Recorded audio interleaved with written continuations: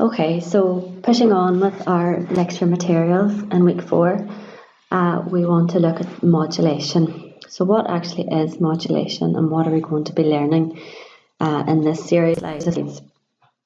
So after we study these slides, we want to understand what modulation is and the role that it plays in network communications. So modulation essentially allows us to communicate an information signal across a network within the physical constraints of that channel. So we have carrier waves, and on those carrier waves we want to include our information that we want to communicate.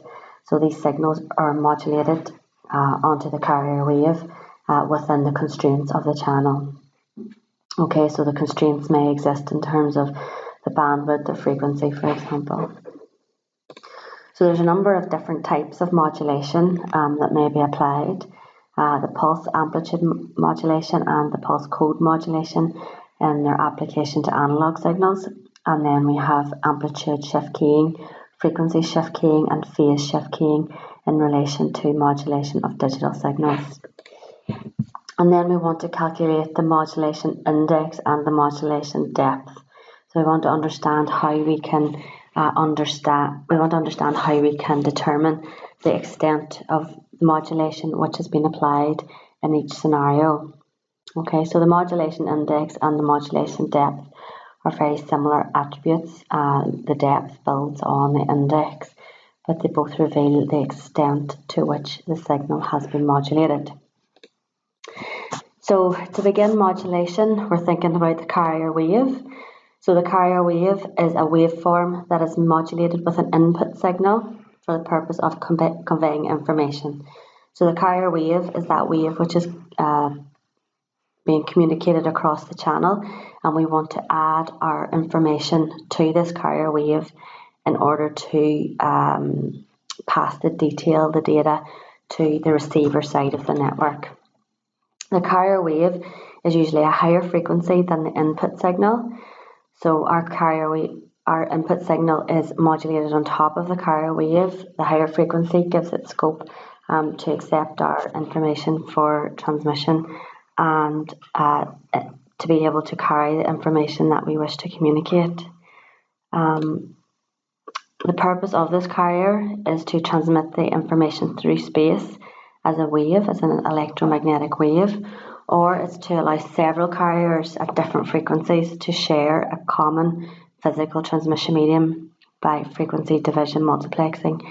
So by using different frequencies, we can communicate multiple streams of information simultaneously. So it's how we want to use that communication channel in order to convey this information. So as an example of the frequency modulation, we have our carrier wave, which is an existence between the communicating devices, so the sender and the receiver. We have our signal of information here, the data that we actually wish to communicate, and we can apply our signal on top of the carrier wave, modulate the carrier wave so that our information is represented on this wave, and by doing so, convey that information to the receiver.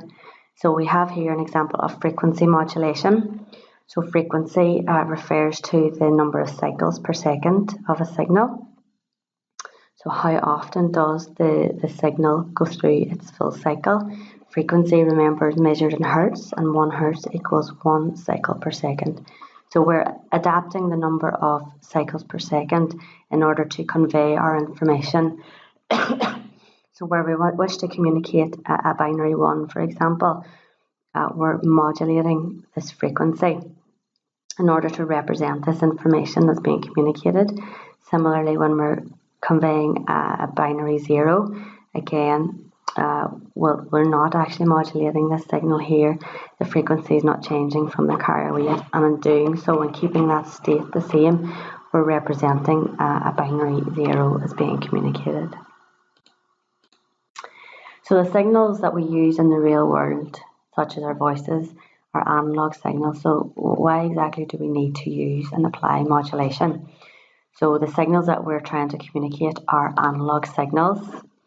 Analog transmission occurs when the signal sent over the transmission medium continuously varies from one state to another in a wave-like pattern. So we have a continuous wave of information of values which are trying to be communicated throughout the duration of an interaction between devices. Okay, so telephone networks, for example, were originally built for human speech rather than data. So it's this speech, this continuous data stream, which is present in the analog waves. In order to process these signals in computers, we need to convert the signals to a digital form. So we've talked about this quite a lot throughout the course of this module. So when we're converting the signals to the digital form, we want to transmit our electrical pulses in the form of binary digits 1 and 0. Okay, so these are baseband signals. A baseband signal is typically a signal which has a very narrow frequency range. Okay, they can be transmitted without any modulation, so without any shift in the range of frequencies of the signal and are of low frequency.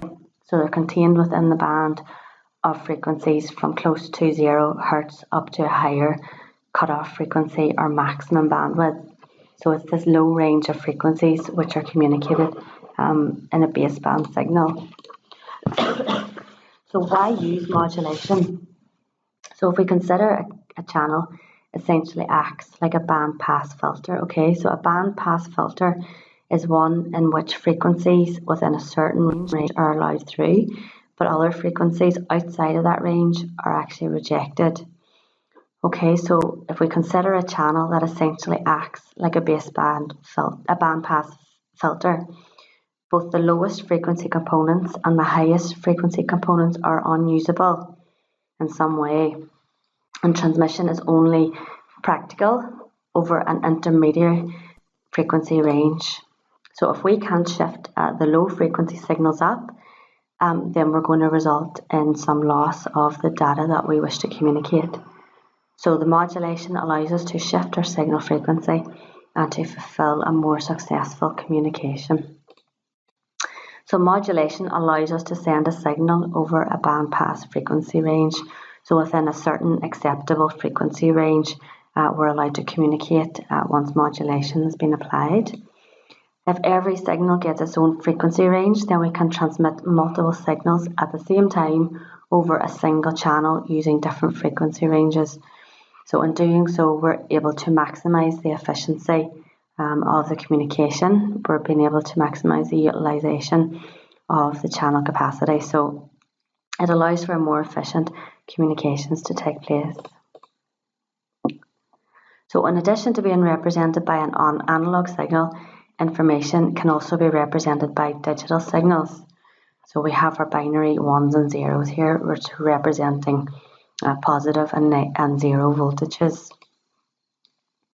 As we've seen in our signal level slides, a signal can have more than 2 levels, so we can encode multiple bits of information for each level and thereby increasing the effective capacity of the communication channel. So just as a reminder, we've seen how we can have a digital signal with 2 levels or we can have a digital signal with 4 levels.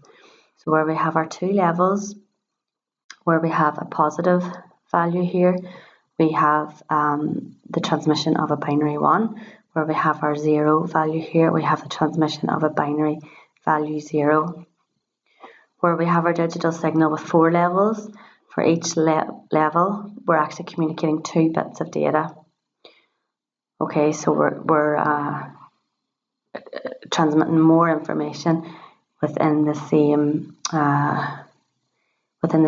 ability of the network, the same signal level of the network. So we send 1 bit per level in the first figure, and we send 2 bits per level in the second figure. So if we have a signal with a certain number of levels, each level needs a certain number of bits in order to represent that data which is being communicated. So if in our example we have a signal which has 8 levels, we need 3 bits of data in order to represent the information which is being communicated. So here's the question now. So in a communication scenario where we have a digital signal with 8 levels, how many bits are needed per level? And we can work that out to be 3. Okay. So to think about some terms, whenever we're talking about modulated signals, we can think about both the bit rate and the baud rate. So these are 2 terms which you may come across whenever we talk about modulating signals and the transmission of information. So many data communications over networks occur via serial data transmission. So serial data transmission refers to sending data 1 bit at a time. Okay, so the speed of this data is expressed in terms of bits per second, and the data rate is a function of the duration of the bit or bit time. Okay, so the rate at which that data is transferred. So the rate can also be called the channel capacity. Okay, and is measured in bits per second, megabits per second, and so on. So to compare the bit rate with the baud rate refers to the number of signal or symbol changes that occur per second. So how many shifts in that signal level that occur per second. Okay, so a symbol is one of several voltage, frequency, or phase changes of our signal. So the bit rate and the symbol rate or the baud rate are only the same when 1 bit is sent on each symbol, so on each level. When we've got 1 bit being sent on each level, the bit rate and the baud rate will be the same. So to compare the bit rate versus the baud rate rates measure the number of data bits, 0s and 1s, transmitted in 1 second in a communications channel. So if we're transmitting 2,400 bits per second, this means that we're transmitting 2,400 0s or 1s per second. The baud rate is the number of times a signal in a communication channel changes state.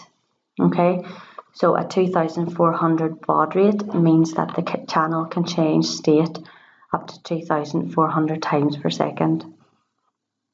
Okay, so this term changing state refers to it changing from a 0 to a 1 or from a 1 to a 0 up to 2,400 times per second in this example.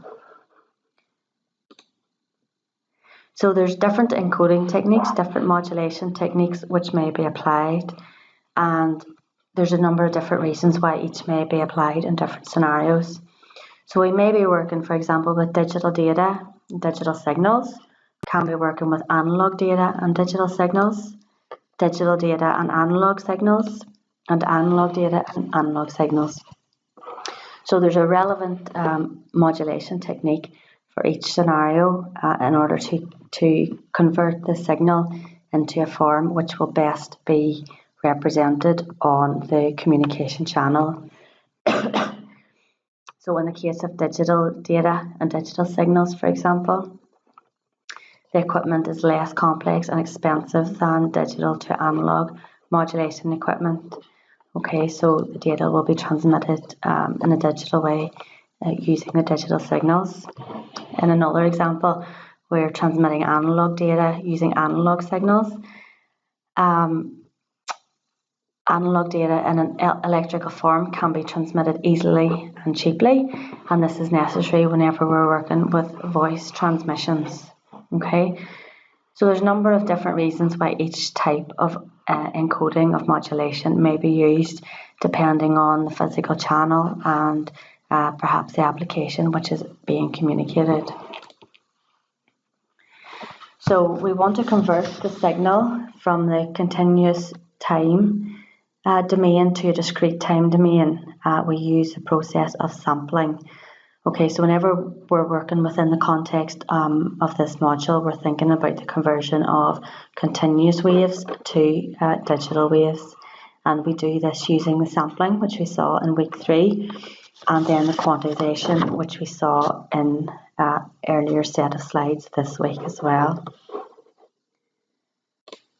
So we sample that signal and we want to digitize that signal in order that it may be communicated across the constraints, within the constraints of the physical channel which is available to us. So we need to take into account the fact that there are constraints and certain characteristics of the channel which need to be accommodated. So any transmission system has a limited range of frequencies, and this restricts the data rate that can be carried. So we need to ensure that our signal can be communicated within an effective spectrum and an effective bandwidth. And that will influence the way in which our signal is converted prior to communication.